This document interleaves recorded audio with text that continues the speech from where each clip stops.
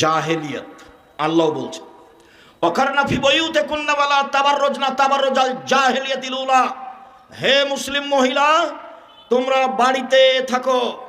বন্যতার যুগে, বর্বরতার যুগে, অসভ্যতার যুগে, জাহেলিয়াতের যুগে মেয়েরা যেভাবে প্রদর্শন দিয়ে চলতো, ভ্যানিটি ব্যাগ ঘাড়ে করে, সেভাবে তোমরা চলো না। আল্লাহ বলছেন এটা জাহেলিয়াত। এখন ইসলাম চলে এসেছে, এটা চলবে না। মুহাম্মদ সাল্লাল্লাহু আলাইহি সাল্লাম বিদায় হজের লম্বা ভাষণে বললেন এক পর্যায়ে, পৃথিবীর মানুষ শুনে রেখো, কুল্লু আমরিন মিন জাহেলিয়াত তাহতা কাদামাইয়া। জাহেলিয়াতের যুগের যত নিয়ম কানুন ছিল, জাহেলিয়াতের যুগের যত কৃষ্টি কালচার ছিল, জাহেলিয়াতের যুগের যত আদব কায়দা ছিল, সব আমি মুহাম্মদ সাল্লাল্লাহু আলাইহি সাল্লাম আর দুই পায়ের নিচে রেখে দিলাম। জাহেলিয়াতের যুগের কোনো কৃষ্টি কালচার শিষ্টাচার চলবে না। শুনে রাখো জনগণ, और रेबा मिन अमरिल জাহেলিয়া, সুদ হচ্ছে জাহেলি প্রথা। আমি সুদ জাহেলি প্রথাকে পায়ের নিচে রেখে দিলাম। সর্বপ্রথমে সুদ মওকুফ ঘোষণা করলাম আমার চাচার। আমার চাচা জনগণের কাছে হাজারো লাখ কোটি টাকা সুদের পায়। আমি ভাতিজা হিসাবে আমার চাচার সব সুদ মওকুফ করে দিলাম। নিজের বংশ থেকে সুদ বন্ধ করলাম। এটা হলো জাহেলি প্রথা। ভাতিজা যদি কোনো ভালো কাজে চাচার জমি জায়গার উপরে কোনো ক্ষমতা দেখায়, তাহলে চাচা যেন কিছু না বলে। মুহাম্মদ সাল্লাল্লাহু আলাইহি সাল্লামের তো বাপ মা নেই, মুহাম্মদ সাল্লাল্লাহু আলাইহি সাল্লামের তো নিজস্ব টাকা পয়সা নেই, উনি তো কোনো সুদের লেনদেন করেননি। সুদ তো জাহেলিয়াত।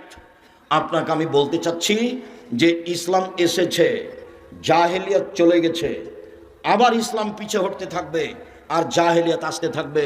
সব মানুষ জাহেলিয়াতের মধ্যে আটকা পড়ে যাবে। থ্যাংক ইউ জাহেলিয়াত, গুড মর্নিং জাহেলিয়াত, tata bye bye, tata bye bye. জাহেলিয়াত এক পৃষ্ঠা 10টা নাম। জাহেলিয়াত চলাফেরা যেভাবে খাচ্ছেন, পিচ্ছেন, উঠছেন, সব কর্মকাণ্ড, খাতা কলম, অফিস আদালত, কোর্ট কাচারি, সব জাহেলিয়াতের নীতিতে চলছে, ইহুদি খ্রিস্টানদের নীতিতে চলছে। এক সময় ইসলাম এসেছিল, ধীরে ধীরে ইসলাম বিদায় নিচ্ছে, জাহেলিয়াত ছড়িয়ে পড়ছে। আপনি যে কি বলতে চাচ্ছেন, আমি আপনার কথাকে কোনোদিন সামনে নিয়ে আসিনি। কোরআন হাদিস আপনি ভুল বুঝেছেন। উপস্থিত বৈঠকের দিনই মুসলিম বোন, আমি আপনার অনীহার কথা জানি। আব্দুর রাজ্জাক সাহেবের কথা আপনাকে তিতা লাগে, এই কথা আমি জানি। আমি আব্দুর রাজ্জাক বিন ইউসুফ চাঁপাইনবাবগঞ্জের মানুষ, আমি আপনার বাড়ির মানুষ। আপনাকে আমি নিজের মতো করে দেখি। আমি আপনার পাশে থেকে ইসলাম ধর্ম জানাতে চাই, বুঝাতে চাই। আমি সব জানি এ কথা নয়, তবে আমি ইসলাম ধর্ম চর্চা করি, এ কথা ঠিক। আমি 97 সাল থেকে ফতোয়া লিখি, 2016 সাল থেকে ফতোয়া বোর্ড পরিচালনা করি। আমার সামনে বড় বড় বিদ্বান বসে থাকেন, যারা দেশ বিদেশ থেকে এসেছে। এইভাবে আমি ফতোয়া বোর্ড পরিচালনা করি। আমি শরীয়ত বুঝি। আপনার বিদ্যা বেশি, এ কথা ঠিক, তবে আমার চর্চা ভালো আছে, এ কথাও ঠিক। আমি চর্চা দিয়ে আপনার বিদ্যাকে ঠেকিয়ে দিতে পারি। আপনি যেভাবে শরীয়ত বুঝেছেন সেভাবে শরীয়ত নয়। আপনি ভুল বুঝেছেন, আপনি ভুল বুঝেছেন, আপনি ভুল বুঝেছেন। আপনার স্ত্রী মহিলা বৈঠক করে বেড়াই আর বলে, বুবু বিসমিল্লাহ বললে বুবু এত নেকি হবে। বলে, বুবু নামাজে যখন দাঁড়াবো বুবু, তখন 2 পায়ের গোড়ালি জমা করিও বুবু, নইলে লজ্জাস্থানের যোগাযোগ বুবু মাটির সাথে হবে, মাটি অভিশাপ করবে। বুবুর সব কথাই নাকি বুখারিতে আছে। বুবু যখন সিজদায় যাবা বুবু, হাতে যেমন মাটিতে পড়ে যায়, সেভাবে পড়ে গিয়ে একবার বুককে উরুর সাথে লাগিয়ে আঁটো সাঁটো হয়ে সিজদা করিও বুবু। বুবুর সব কথাই নাকি বুখারিতে আছে। বুবুর কথা আমার তদন্তে 70% মিথ্যা আছে। বুবুর কথা ফাজালে আমলের মতো। বুবুর কথা কেমন? ফাজালে আমলের মতো। ফাজাইলে আমল, আদম আলাইহিস সালাম 60,000 বার হজ করতে গেছেন ভারত থেকে। ভাইজান 60,000 বার, তাহলে 60,000 বছর বয়সে হবে না ভাইজান? একটা মানুষ যদি 60,000 বার হজ করতে যায়, তাহলে বয়স 60,000 বছর হতে হবে না? হজ তো বছরে একবার। তখন আমি এই মুফাসসিরের বক্তব্যকে আর ওই মহিলা বৈঠকের বুবুর ওই তাফসির মাহফিলকে, ওই বৈঠককে আমি বলেছি, এগুলো হচ্ছে পুথির গানের মতো। পুথির গান মানে 6 মাসের রাস্তা মর্দ 6 দিনে গেল, ঘোড়ায় চড়িয়া মর্দ হাঁটিয়া চলিল, এলো পুথির গান। ফাতেমা কান দিয়া কয় আজ বুঝি হোসাইন কারবালাতে শহীদ হয়। ফাতেমা কান দিয়া কয় আজ বুঝি হোসাইন কারবালাতে শহীদ হয়। যেদিন হোসাইন কারবালার মাঠে, ইরাকের মাটিতে শহীদ হন, তার 49 বছর আগে ফাতেমা মারা গেছে। কতদিন আগে?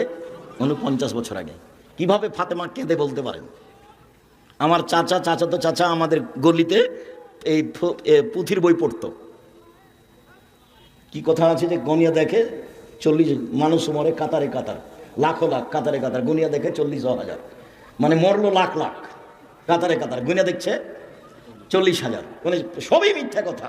ঠিক এইরকমই আপনি আমার দিনী বোন, আমি আব্দুর রাজ্জাক বিন ইউসুফ, চাঁপাইনবাবগঞ্জের মানুষ। আমি দিন ধর্ম নিয়ে চর্চা করি। আল্লাহ আমাকে এই বিষয়ে একটা ভালো স্থানে রেখেছেন। দেশের সবচেয়ে বড় প্রতিষ্ঠান পরিচালনা করি আলহামদুলিল্লাহ। জামিয়া সালাফিয়া দেশের সবচেয়ে বড় প্রতিষ্ঠান, আয়তনে, ছাত্র সংখ্যায়, শিক্ষক সংখ্যায়। শিক্ষক মানে শিরক মুক্ত প্রতিষ্ঠান জামিয়া সালাফিয়া, বিদআত মুক্ত প্রতিষ্ঠান জামিয়া সালাফিয়া, দল মুক্ত প্রতিষ্ঠান জামিয়া সালাফিয়া, সংগঠন মুক্ত প্রতিষ্ঠান জামিয়া সালাফিয়া, হিংসা মুক্ত প্রতিষ্ঠান জামিয়া সালাফিয়া। 100 জন শিক্ষক এক জায়গাতে বসলে একজন আরেকজনের বিরুদ্ধে মুখ খুলতে পারবে না, মুখ খোলাই নিষেধ। কেউ কাউকে বলতে পারবে না আমার সাথে আসেন। দল সংগঠনের কথা মুখ দিয়ে বের করা নিষেধ। ছাত্র শিক্ষক সবাই একই, একমাত্র জেহেনটা খালি করে, মস্তিষ্ক খালি করে আল্লাহকে সন্তুষ্ট করার জন্য মাঠে থাকতে হবে, ইবাদতে থাকতে হবে। আব্দুর রাজ্জাক সাহেবকে শ্রদ্ধা করি, কোরআন হাদিসের কথা বলে, সেই জন্য। একদিন দেখছি বাম হাতে পানি খাচ্ছে, তখনও কি শ্রদ্ধা করব? জি না, এটা অসম্ভব হতে পারে না। আর আব্দুর রাজ্জাক সাহেবকে সম্মান করি, অনুসরণ করি না। অনুসরণ পৃথিবীতে একটা মানুষকে করি, যার নাম মুহাম্মদ সাল্লাল্লাহু আলাইহি সাল্লাম, যার কথাতে 1 গিলাস পানি পান করলে 5টা বিধান লাগে। 1 ডান হাত, 2 বিসমিল্লাহ, 3 বসে, 4 3 শ্বাসে, 5 পান শেষে আলহামদুলিল্লাহ। 1 গ্লাস পানি পান করলে 5টা শিষ্টাচার লাগে।